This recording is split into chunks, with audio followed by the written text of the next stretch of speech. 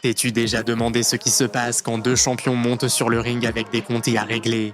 Dans cette histoire, il ne s'agit pas seulement d'un titre, mais aussi d'une vengeance personnelle, d'un coup dévastateur et d'une décision controversée qui a changé la carrière de l'un des plus grands boxeurs. Reste avec nous jusqu'à la fin pour découvrir comment un seul crochet du gauche a déclenché l'un des combats les plus marquants de l'histoire de la boxe. À 23 ans, Mike Tyson était déjà considéré comme le champion le plus craint du monde. Mais l'histoire entre ces deux boxeurs allait beaucoup plus loin que ce qui s'est passé dans le ring cette nuit-là. La rivalité avait commencé des années plus tôt, lorsque Tyson, âgé seulement de 15 ans, s'était entraîné en sparring avec Carl Williams. Bien que Tyson montrait déjà un grand potentiel, c'est Williams, un boxeur expérimenté de 23 ans, qui lui donna une leçon importante. Pendant cet échange, Williams le domina avec son jab et son contrôle de la distance, démontrant que l'expérience pouvait surpasser le talent brut. Même si Tyson fit preuve de courage, Williams réussit à lui porter un coup puissant qui laissa Tyson avec le nez en sang. Ce jour-là, Tyson jura qu'un jour, il prendrait sa revanche. Cette promesse devint l'un des moteurs principaux de sa carrière.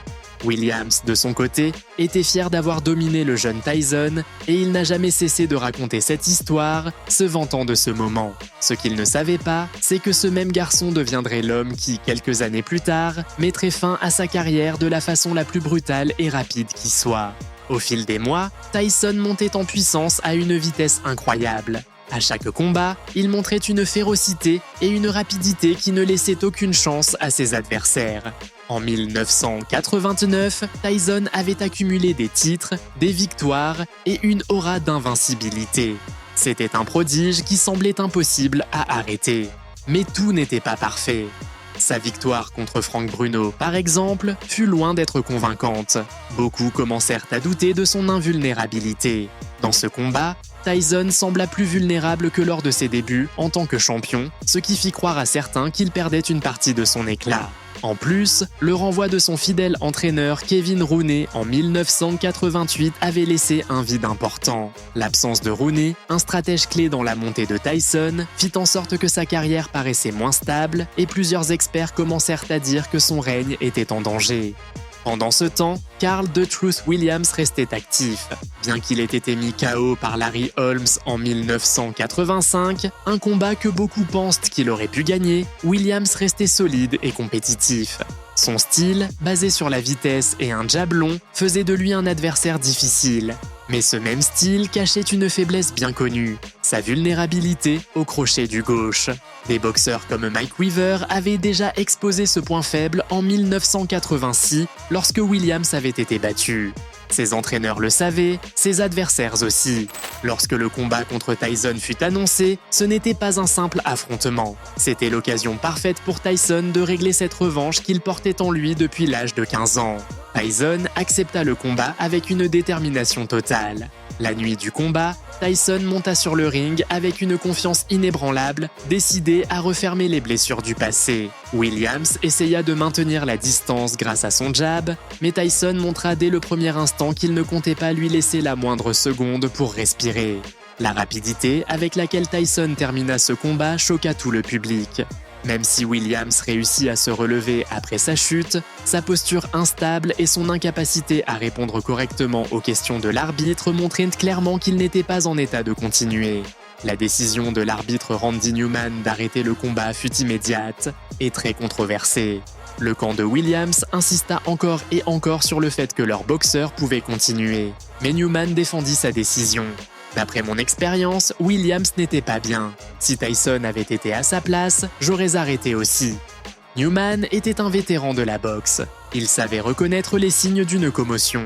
Il savait quand un boxeur courait un danger réel. La sécurité du combattant passait toujours en premier. Malgré cela, les protestations continuèrent. Ni Williams ni son équipe n'acceptaient la décision et beaucoup de fans se demandaient s'il était vraiment aussi touché qu'il en avait l'air. Mais Tyson, lui, ne douta pas une seconde. Il savait que son crochet avait été parfait. Un coup chirurgical. Je savais que je le battrais, déclara Tyson après le combat. Mais l'histoire ne s'arrêtait pas là. Malgré cette défaite écrasante, Carl Williams continua à boxer et à gagner le respect du monde de la boxe grâce à son courage. Cependant, cette nuit contre Tyson resterait pour toujours un moment clé dans la vie des deux boxeurs.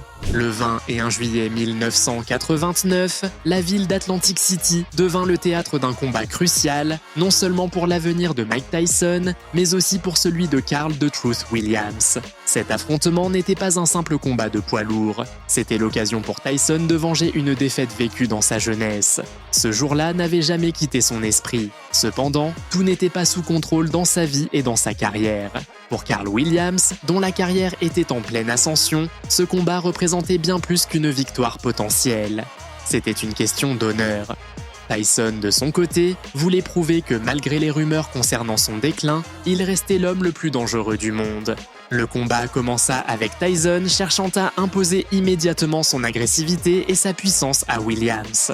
Plus rapide et plus calculateur que dans ses combats précédents, Tyson savait parfaitement que la clé pour battre Williams résidait dans sa vitesse et dans sa capacité à placer des coups mortels avec une précision extrême. Dès les premières secondes du round initial, Tyson se déplaça avec agilité, esquivant les jabs de Williams et le pressant avec des combinaisons rapides et explosives. À seulement 93 secondes du premier round, Tyson profita d'une petite erreur de Williams et lança un crochet du gauche dévastateur qui frappa directement la mâchoire du boxeur new-yorkais. La puissance du coup fut tellement impressionnante qu'elle laissa Williams complètement étourdi et l'envoya immédiatement au sol. Randy Newman, l'arbitre, observa attentivement tandis que Williams tentait de se relever. Selon ses propres mots, dès qu'il vit son état, il comprit qu'il ne pouvait pas continuer. Ses yeux étaient vides, son corps était instable, son expression n'était plus là du tout. Pour Newman, il n'y avait aucun doute. Si Williams continuait, il risquait un danger énorme. Le combat fut arrêté.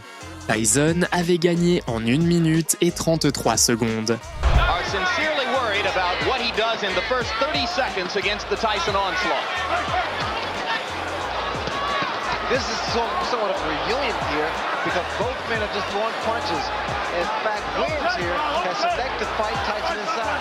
If Tyson throws any unnecessary punches, illegal punches, he will accommodate him. Well, Frank Bruno felt the sting of Tyson's elbow several times, complained that they have felt it as well. Left jab is so strong that keep that right hand up and watch Tyson's left hook.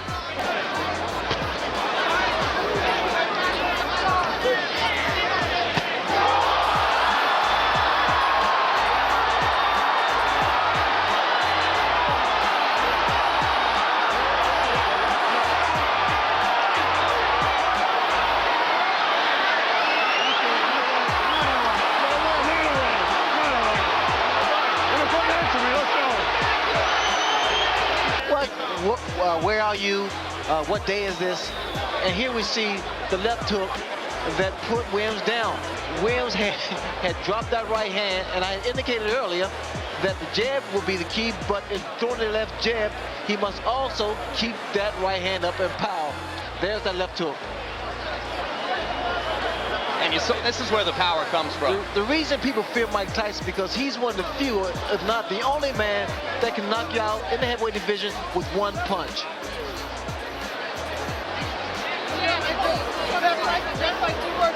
At the devastating left hook.